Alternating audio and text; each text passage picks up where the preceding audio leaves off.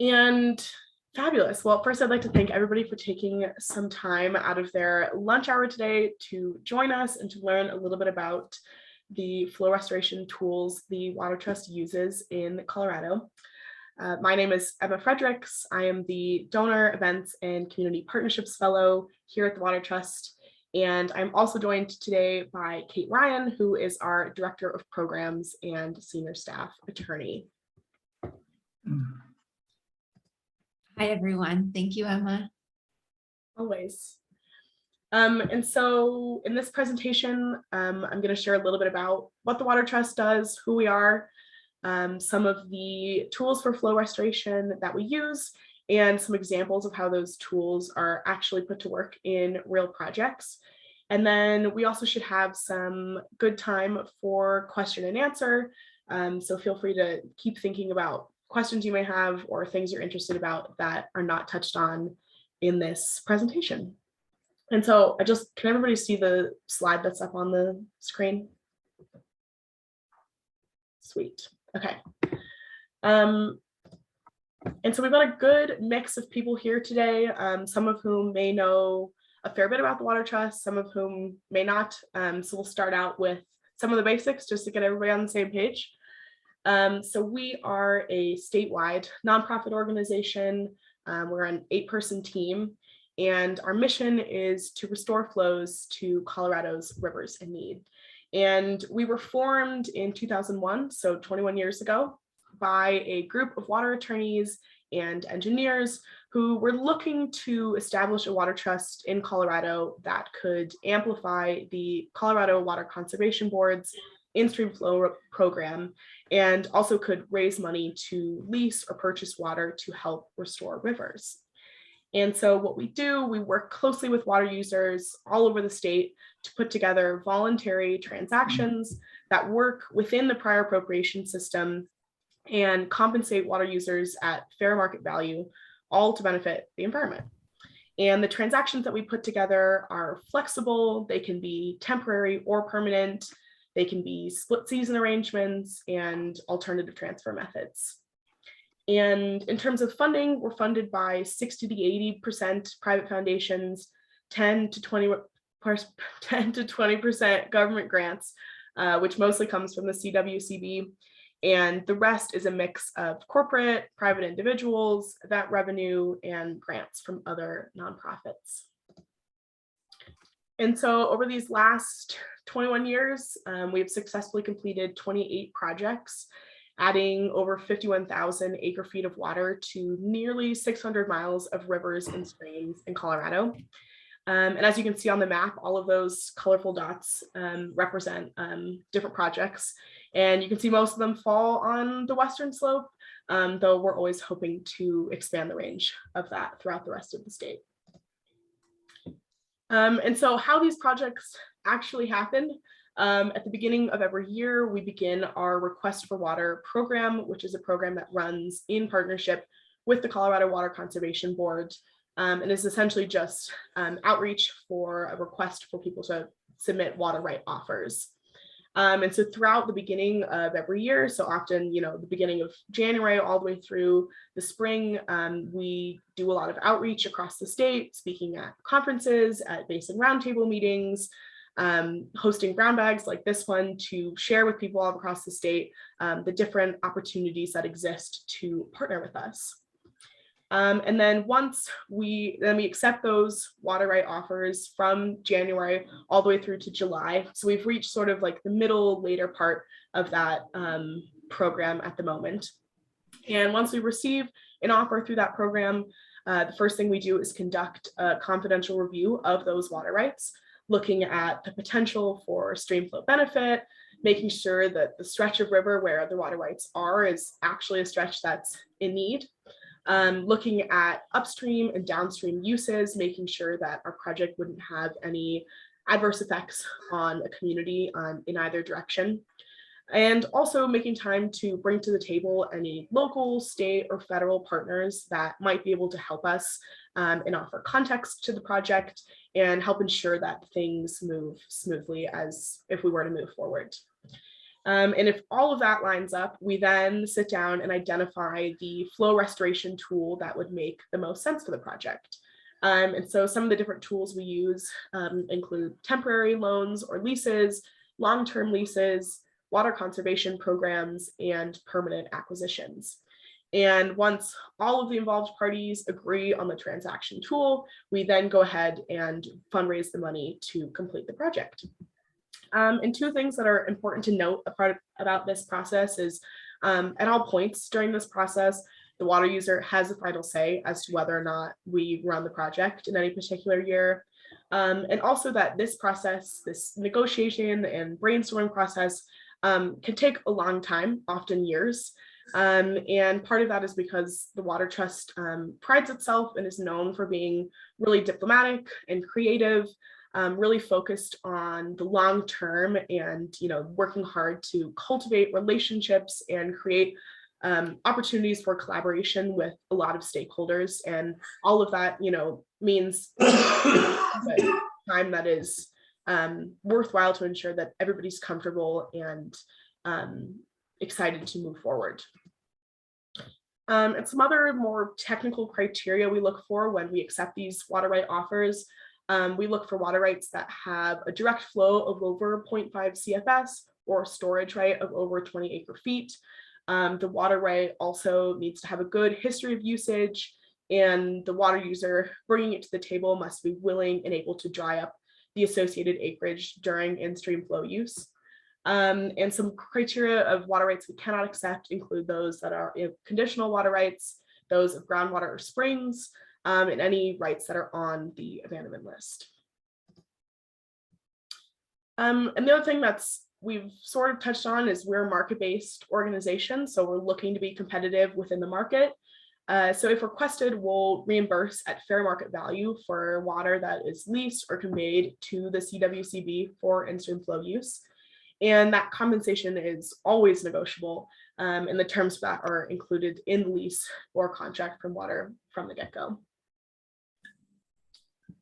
And the other thing that's important to note when we're putting together these projects is obviously we're looking to put together projects that have a benefit to the river, but we also want to make sure that the projects we're putting together are also really beneficial to our partners and the water right owners that are working with us.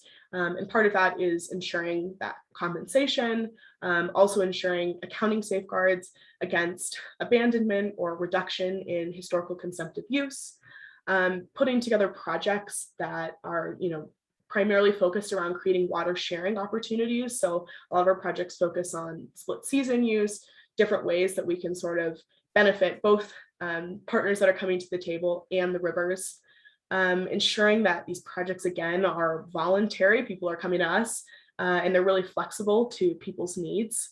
And also ensuring that these projects do have a real benefit to the rivers, not only for fish and for wildlife, but those benefits extend to communities, they extend to recreation, to local businesses, and those water users that are participating in these projects alongside us.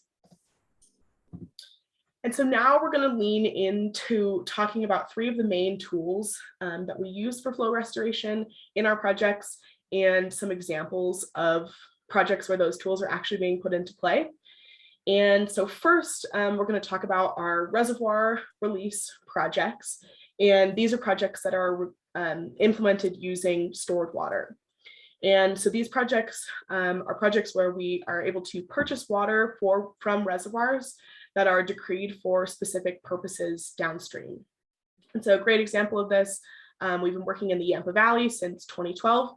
And in some years, we have purchased water from Stagecoach Reservoir that's decreed for municipal use and can be used for temperature mitigation at the outflow of the city's water treatment center, which is just downstream of Steamboat Springs.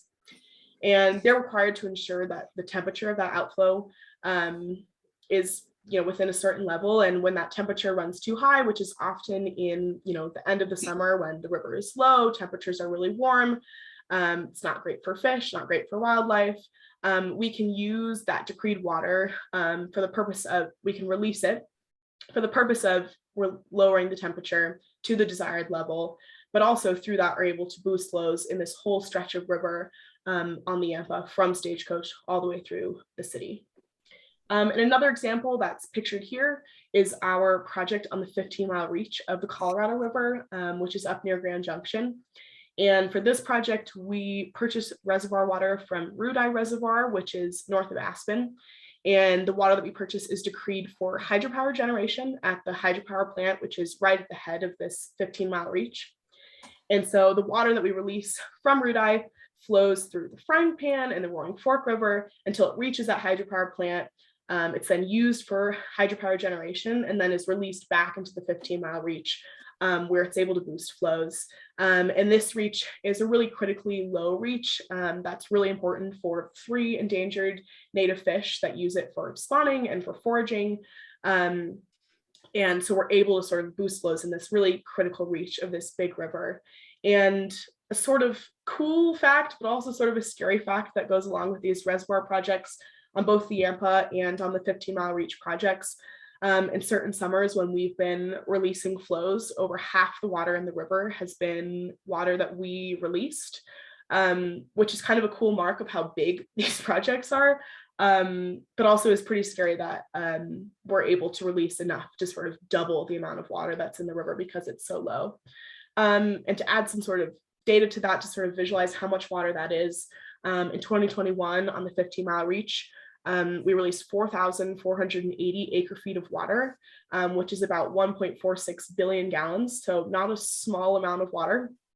And the peak flow rate that was restored was 100 CFS, and that benefited 121 miles of river. And what's been cool about this Colorado River project is because the Colorado River is such a big river, and there's a lot of people that want to be involved on this issue since it's so forward facing. We had a really diverse group of donors that came together to support this project, including Coca-Cola, Intel Corporation, Major League Baseball, Bonneville Environmental Foundation, Lyda Hill Philanthropies, and a variety of other individual donors.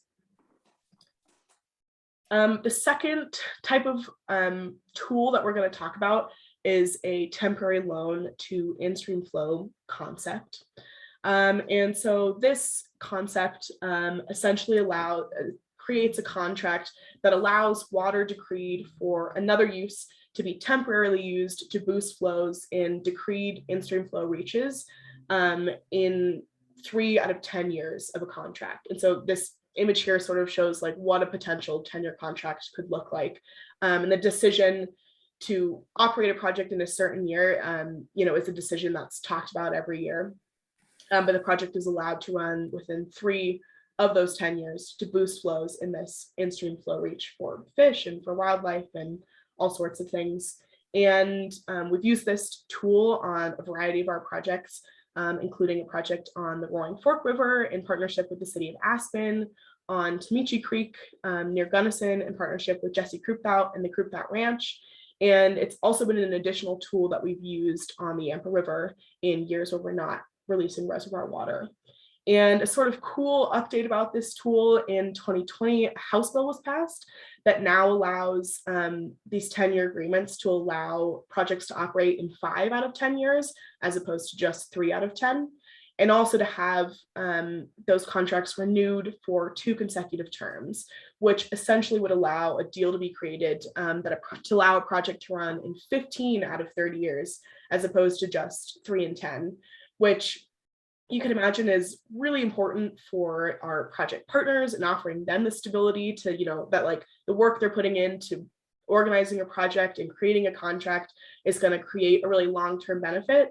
And also it offers a lot of stability for rivers and ecosystems in these in-stream flow reaches that are now seeing flows boosted a lot more regularly throughout these longer term years. And so the last time we ran used this tool on the Yampa River was in 2017. And using this tool, we restored 1,200 acre feet of water at a peak flow rate of 21 CFS. And that benefited 18 miles of the Yampa River. And the last tool we're going to talk about is a fairly complex tool, and actually a tool that's yet to be implemented. It's sort of a new tool that we have been working to develop, which is really exciting. And we refer to it as an in-stream flow augmentation plan. And so this works sort of similarly to a traditional augmentation plan, which is a plan that's used to help pool water and release it into a river when a downstream, often senior water right user is not able to fully divert their allocated water right. And by doing that and releasing that water and working together to ensure that water is reaching that needed diversion, often it prevents a call in the river, which is good for other water rights upstream. And so the idea of this in-stream flow augmentation plan is to use a similar concept of pooling water to release in times of need, but instead of releasing it to meet the need of a senior water right diverter or somebody else, we're releasing it to meet the needs of an in-stream flow reach that's really low. And so the way this would work is the first step would be quantifying and changing water rights for augmentation use, then decreeing an in-stream flow augmentation plan using seed water as a replacement source, and then adding those replacement sources to in-stream flow augmentation plans as they arise. And so this is actually a project that we are working to develop on the Pooter River, and it's referred to as the Pooter Flows Project. And this project has actually been in the works for almost a decade, which speaks to some of the longevity of the projects that we work on. But it's a really exciting project that's brought together a lot of really important partners, including the City of Fort Collins, the City of Greeley, the City of Thornton, the Pooter Waters Association, Northern Water, Colorado Parks and Wildlife, the Colorado Water Conservation Board, and the Department of Natural Resources. And what's exciting about this project is it actually already has CWCB approval and is now pending before Water Court, although likely it'll be another number of years before it's actually really put into practice. But the cool thing is that when this project is put into place, this augmentation plan will help reconnect about 6 different areas of the Pooter River that dry up every summer, no matter the water year. And what's also really cool is seeing the collaboration that this project has brought together, and hopefully seeing the success from it in the following years could allow this to pave the way for similar projects to be created on other rivers across the state, which is always something we're looking to do. And so that's a little bit about some of the projects we work on and the tools we use. And obviously, the only way we're really able to have the impact we do and see these projects come to fruition is through partnership with people all over the state, including anybody that's listening to this call. And some of the ways that we are always looking to build that partnership is through programmatic support. So some of that's, information sharing, brainstorming, referral for water sharing opportunities, and also consulting on projects. And then from a more organizational side, obviously we fundraise to make these projects happen. And so we have a lot of really amazing people that come out to support our work, including our tributaries, which are our monthly donor program members who donate sometimes anywhere from $5 to however much dollars a month, and are primarily a network of water professionals that are interested in supporting the work, and that we get together with frequently to spend time together and build community, and we lean on for feedback and all sorts of things. And another big one, we host an annual fundraising gala in September every year. It's going to be on September 13th this year, that we call Riverbank. And it's held at the Denver Botanic Gardens, and it's a major way that we bring in money to the organization. But more than that, it's really a fun event that brings together a lot of people from the water community. It has a huge silent auction, food and drinks, and attending that is a great way to get involved, as well as sponsoring it. That event is put on by, thanks to a lot of really awesome partners of ours that exist across the state.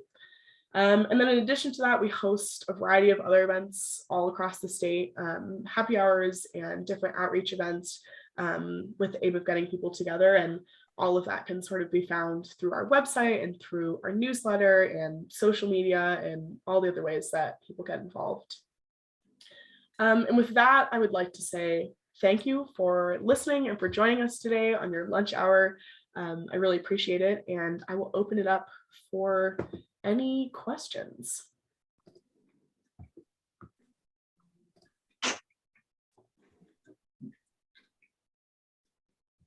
I have a question. Hi, my name is Preston Brown. I'm actually with a watershed restoration organization in Northern California, but your work is interesting to what we're doing here. My question is, when looking at a potential water rights project, what kind of factors go into the analysis of the needs of the reach of the creek? Is it, low flow summer conditions or overbank springtime flushing, as two examples? How do you make that decision of priority factors? I could jump in if you don't mind, since I do a lot of project work. That's what you're here for. That's what I'm here for. So it's a great question. So Colorado is a little bit different from California. I think my understanding is in California, anybody can own a water right and use it for environmental purposes. And in Colorado, the only entity, or not really a person, but the only entity that can use water for in-stream flow per se is the Colorado Water Conservation Board, which is a state agency that has an in-stream flow and natural lake level protection program. And so what we do when we acquire a water right and change it for in-stream flow use by the CWCB is that we work with Colorado Parks and Wildlife to have them do an analysis of the channel. And in Colorado, we've got two defined levels of flow that the CWCB can protect water up to. One is a level that protects or preserves the environment to a natural degree, a reasonable degree. And the other level, which is a little bit higher, is a level that improves the environment to a reasonable degree.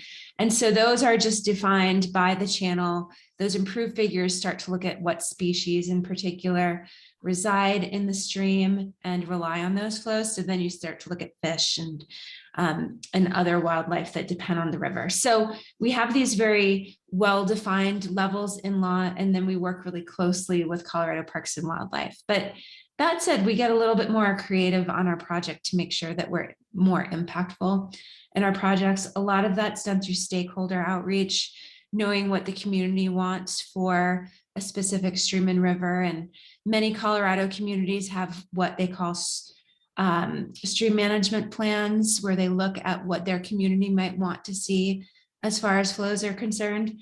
And then we'll also talk with CPW staff to say, like, hey, we're thinking about doing a project on this river.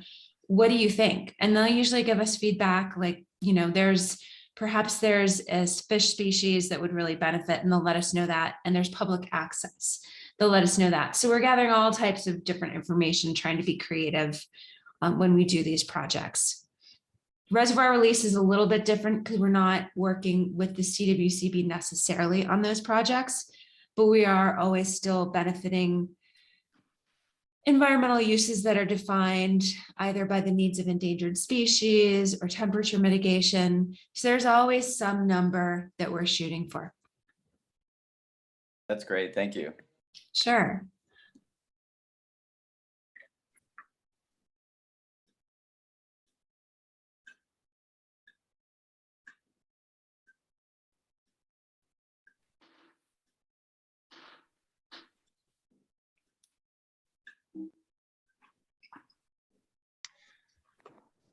Hi there, I had a question. I think like most conservation, water conservation is you have to be fairly opportunistic when opportunities arise. But I'm curious, when you make those calls for water rights, or when you're kind of looking at things programmatically, how do you, do you prioritize watersheds at all, or reaches, or what does that process look like, particularly when you're dealing with, smaller scale water right holders, or if you're trying to stack several projects within a river system? Mm-hmm. That's a good question. And Emma may want to layer on this as well, since she does so much outreach in this format. And we have not targeted specific watersheds. We do work a lot with the CWCB's Instream flow program, and a lot of their Instream flow water rights that were appropriated over time, beginning in the 1970s, are in the higher mountain tributary streams. And because a lot of the tools that are established in law for us to use depend on there being an in-stream flow water right in that location, the in-stream flow loans are a good location. That is why a lot of our projects are located on those streams and rivers. They're also really conducive with some of the historical tools that we have. So I think we started out as an organization back in 2002, and the model at that point was a very traditional go out, work with a water right owner and change their water right either on a temporary or a permanent basis to use it for in-stream flow. And that's a really great model on a small stream if you're working with a particular water right, because say if you're working with a water right that's decreed for 5 CFS, it's going to make a huge difference on a small stream. But if you're looking at a river like the Colorado River or the Pooter River, these are, rivers that flow at multiple hundreds of CFS, and a 5 CFS water right isn't going to make a huge difference. So that's part of why we've gotten more creative over time with our projects and doing the reservoir release projects, the plan for augmentation, finding ways to make differences on the really big, harder working rivers. And so I think because of that, we're branching out. We also have really good, I'd say, relationships with our project partners. So sometimes it is kind of an opportunistic, like you work with somebody, you get to know somebody else in the community, and you might get another project there. So for instance, we have multiple projects on Tamichi Creek, which isn't too big, but we've just gotten to know water users in that area. Division of Water Resources, we work really closely with as well. So we know administrators in the area, and we just get more projects there. But we don't target people or specific areas for the most part. We'd like to be impactful across the entire state if we could. Great, thanks. Yeah, thank you.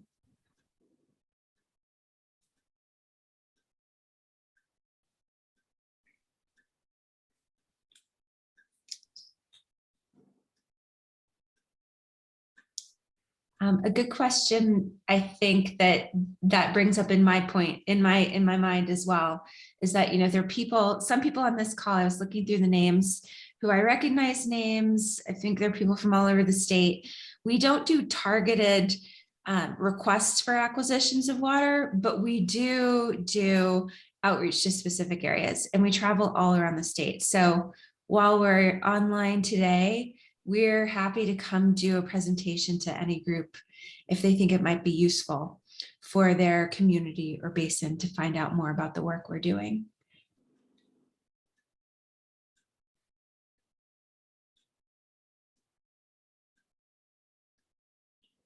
Okay.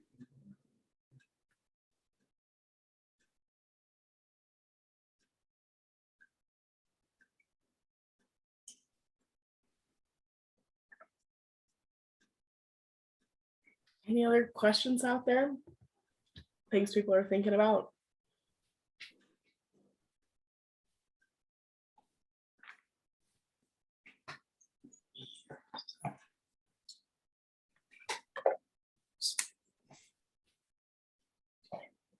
I kind of had a bit of a follow-up question to Neil. And Kate, you were talking about some of those reservoir releases to get those bigger flows, and was interested, and that's something we at American Whitewater have been thinking a lot about, achieving those higher flows that are often above and beyond what in-stream flow decrees are for whether recreational boating and the other ecological benefits that they have as far as cleaning out channels and things like that.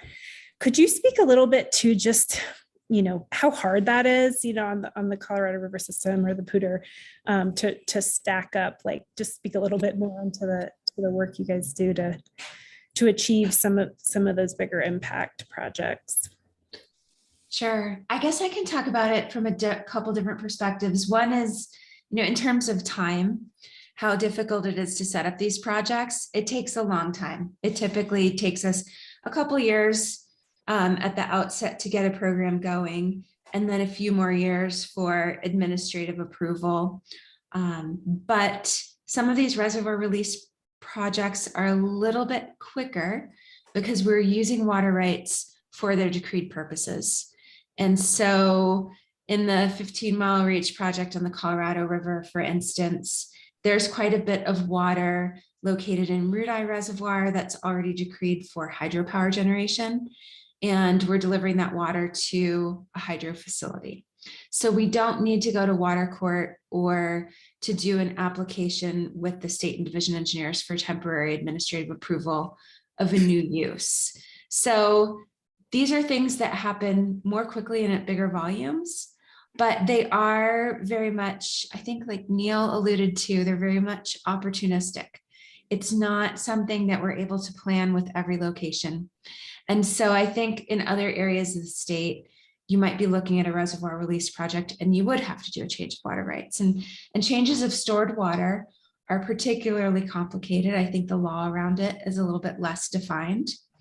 And so we're still, always looking for opportunities and trying to figure out what the legal mechanics of those particular projects will be.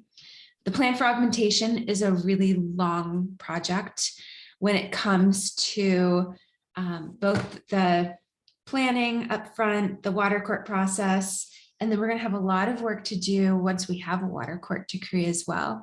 Everything that we do on these harder working rivers has implications for other water users in the basin. And we're always very careful to make sure that our work doesn't negatively impact their existing use of their water rights, both because that's what water court requires, and that's because it's also what I think we need to do as an organization and as a nonprofit to be a good partner in those basins. So there is a lot of structural work to be done further down the road in some of these projects. Pooter is a good example. There are a lot of historic diversion structures that sweep the river dry. And they've always been able to do that legally. They still are, and that's totally fine, but we need to be able to work with them to ensure that they can pass water without negatively impacting their operations or their finances. So a lot to do to get it done. But most of the time, the projects have multiple benefits for the communities. And so we're able to find ways to do that in a way that complements not only our project partners directly, but the other water users in those basins. Thanks. Sure.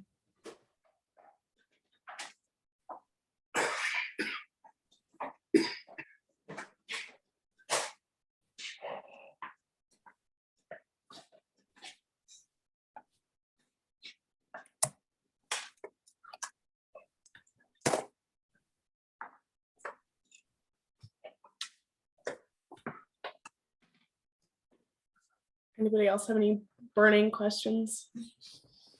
Or just things they'd like to hear more about, projects, tools, outreach? I'll ask another question. Go for it. I see on the map, there's not many projects going on like in the southeastern region of the Arkansas. Is that a region, or the Arkansas in general has a any kind of potential projects down there that you'd be looking at?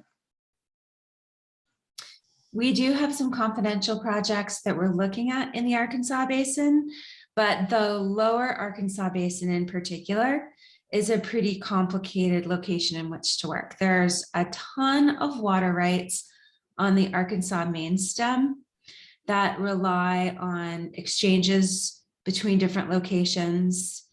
And so a lot of the potential for work on that stream system in particular, it's a very difficult place in which to work. I think the tributaries to the Arkansas are smaller streams in which our projects probably would make a bigger difference.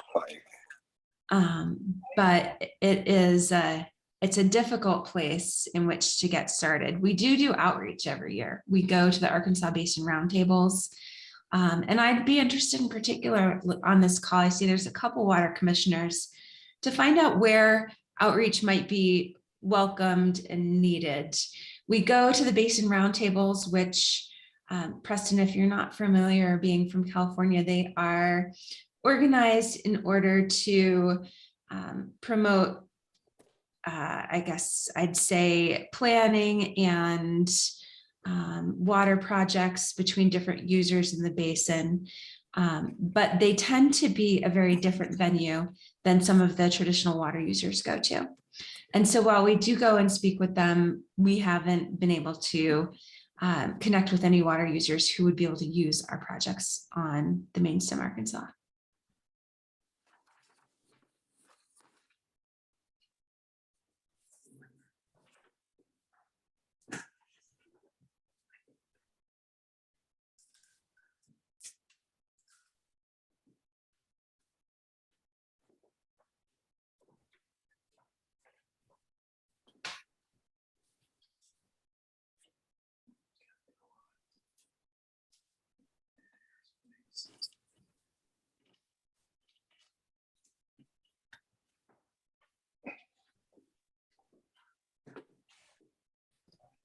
Kate, doesn't look like anybody's got any insight for you. Well, another time, or maybe offline sometime. Any other questions?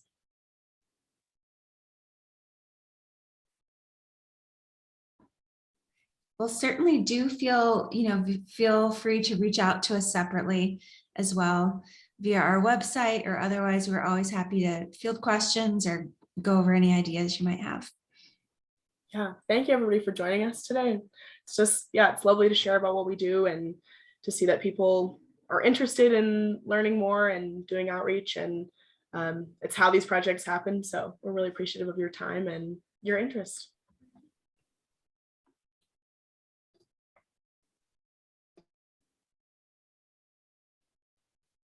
Yeah, thank you for hosting.